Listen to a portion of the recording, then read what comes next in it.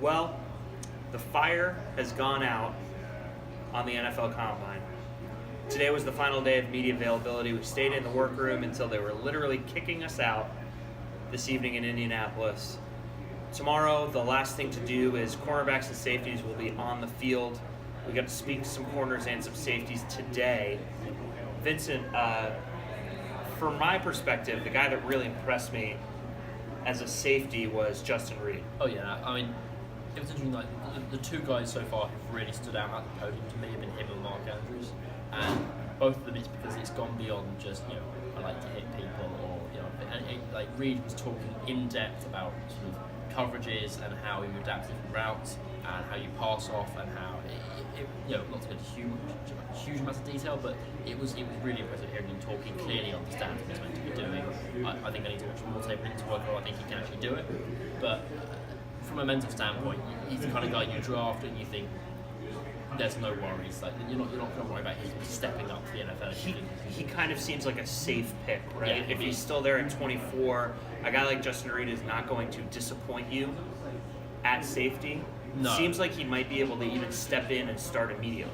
I think I'd have to watch more tape to sort of say about what his actual play level is. But in terms of if you draft him based on his talent, he will not disappoint you. That's fair. The other guys, you spoke to Michael Joseph, who's kind of your crush. You love him from Dubuque University. He's a guy that, it's interesting, his draft status is really going to depend on how he actually performs on the field. He can really make his entire career by running if he runs a 4.40 tomorrow, he has a shot at being a mid-round pick, right? He said today he's aiming at high 4.4s, low 4.5s. And given he's a guy who picked off 8 passes last year, has picked up 15 as a 3-year starter, like his ball skills aren't in doubt. His tackling is quite good.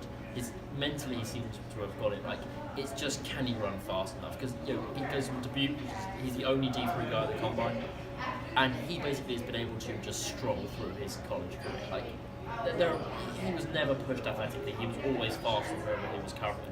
Right. Because you don't know how fast he is, and if he can keep up with NFL guys to a good degree, he's the kind of guy that you could draft in the 3rd or 4th round and have a really pleasant surprise in a year or so. Well, and the Panthers do have that extra 3rd round pick, so thanks Kelvin Benjamin. Thanks Kelvin Benjamin. So they could theoretically replace Kelvin Benjamin with a small school corner like Michael Joseph if he runs fast enough, if he performs well enough. The 3 cones, the shuttles, all those things are going to be important. So certainly somebody to keep an eye on tomorrow. Who else are you keeping your eye on tomorrow? I think the safety group in general will be quite interesting to see. The Panthers clearly have a need at safety, and it's really unclear at this point who might be there at 24, and possibly more realistically who might be there at the end of the 2nd or even the 3rd. Sure. Depending on what they do in free agency.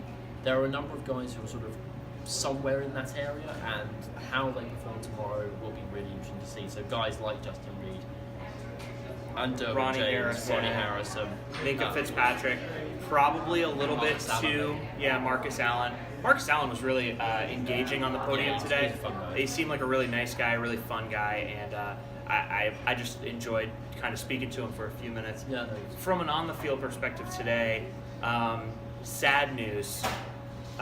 My personal favorite, new best friend, cheeseburger buddy, Vita Vea, pulled his hamstring while still running a 5.140, which is insane. It's the 3rd fastest 40 ever by someone over 345 pounds. Right, he weighs 347 pounds. He ran a 5.140 with a pulled hamstring. So the guy's insane. He's probably going to, again, he's not going to be there when the Panthers pick at 24. He's just somebody that I'm excited to see in the league.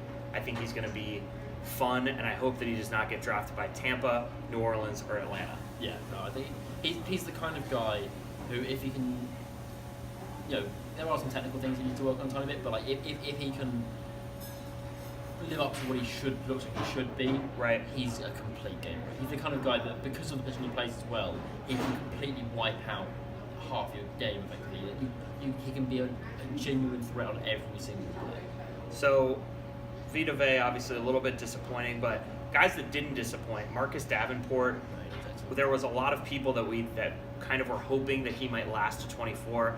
I have a feeling that the way that he performed today, he's not going to slip. No, when you're 6'6", like 255, and you run sub 4'6", and you jump well, and probably for me the most impressive thing was watching him actually in the position drills, right. And the body control and the play height he showed there was really, for a guy who's largely been used as a 3-4 sort of rush linebacker, that will, it could have been an issue about how he adjusts and how he keeps his body low and stops getting jacked up, and he looked, albeit in a very small sample size, very capable of playing at a good level and actually keeping his frame through his legs, effectively, and pushing through the tackles. Yeah, Josh Sweat, Harold Landry, these guys were excellent on the field today, so they really improved their draft stock. But I mean, we would be remiss if we didn't talk about the best story of the entire combine. Certainly the one that you've already heard about, you've already read about. I'm sure you've seen the videos of UCF linebacker Shaq Griffin. He has a deformity. He's missing his left hand. Wasn't even invited to the combine. Put up 20 bench press reps yesterday. Ran the second fastest 40 at the combine. Fastest for a linebacker since 2003. I mean, like, what else can you say for this guy? Is there anybody that doesn't want Shaq Griffin on their team? No. Oh, really. Don't throw water on this. No. He's clearly very good, and he's better than I think some people thought he was. Right. I think he probably, for me, he was already sort of an early day 3 pick. I think he's maybe moved into that day 2 conversation. Like that 40 time is going to potentially create some interesting matchup situations. So the thing for him will be where he plays. Right. Because he's slightly undersized for a 4-3 outside linebacker. He's quite undersized if he's going to play in a 3. The issue you'd have is if you're a 3-4 team, where do you actually play him? I think in a 4-3, you could stick him outside linebacker and he'd be at least sort of suited there.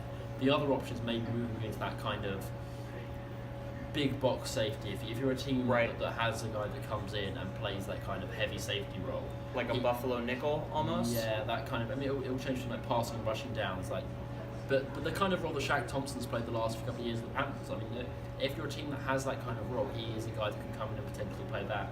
I need to watch a bit more tape of him to work out whether that's a really sensible move for him to make. But so theoretically, and I'm just spitballing here, Shaq Thompson takes Thomas Davis's spot. Shaq Griffin takes Shaq Thompson's spot. Yeah, How do you like that? I think that could be really good. I mean that 2 Shaqs on the same team? It would be good. I'm in. But that I love that idea. The current way they use Shaq Thompson would suit Shaq Griffin. I mean, you heard it here first, or 5th probably, but he really like overperformed expectations. Anytime that happens, especially with a guy that has that kind of national coverage, he's probably going to go a little bit earlier than you thought that he would have, just in general because of his story now at this point. Possibly. But who knows? The only counter argument to that I can think of is someone like Michael Sam, who again, for different reasons obviously, but got more coverage than possibly a player of his caliber. That's interesting. Yeah. Would you expect? And Sam arguably dropped a little bit. He clearly didn't work out in the NFL for probably various reasons, but if you compare his game to someone like Jerome Price who came out of Pitt last year, Michael Sam and Jerome Price are similar kind of prospects, and Jerome Price did get taken a little bit earlier, and sometimes teams, they want to shy away from anything that's going to give them any kind of attention, because as good a story as Shaq Griffin is, there will be some people who don't like the pick or want to say things about it that you kind of, as a team, maybe some teams won't want to deal with that. Yeah. I think they should. That's because fair. I think he's a far better player than Michael Sam was. He's a comfortable draft guy. Okay. He's taking him in. Not if he doesn't get drafted in the first 5 rounds, I think that speaks very poorly to the NFL as an organisation. I agree with that. But I don't think that's going to happen. I think he's going to be off the board by the end of round 4.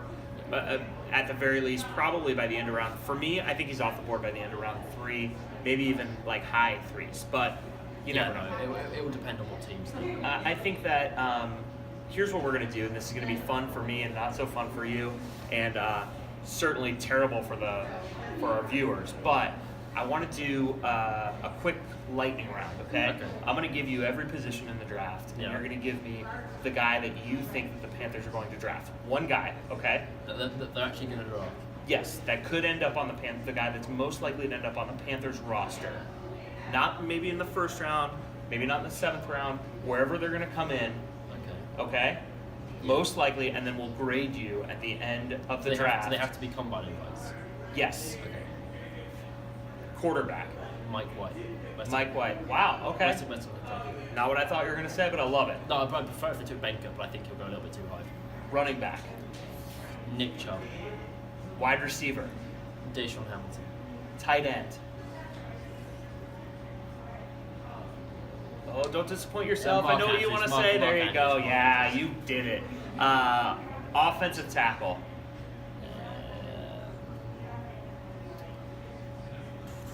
I'm not sure they take a tackle at all. Okay, all right. Yeah. You're going to go NA on tackle. Guard. Will Hernandez.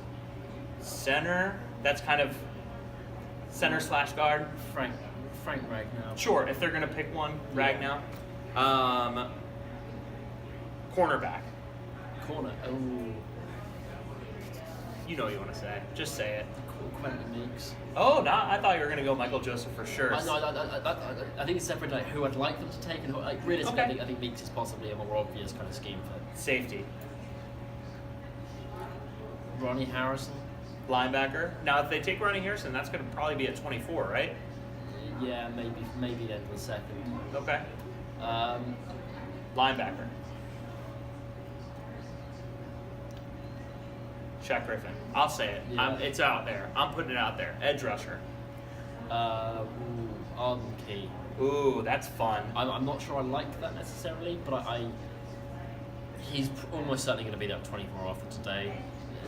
Like, not because he had a terrible day, but he didn't have a great day. Right. And he's meant to be a guy who has a great day at the combine. And I think he's a prime Marty Herney pick. Like, he is a massive swing from the heels, like, and that's kind of Marty. Herney nails those first round picks. Yeah, You yeah. cannot argue with Herney in the first round. And interior defensive lineman.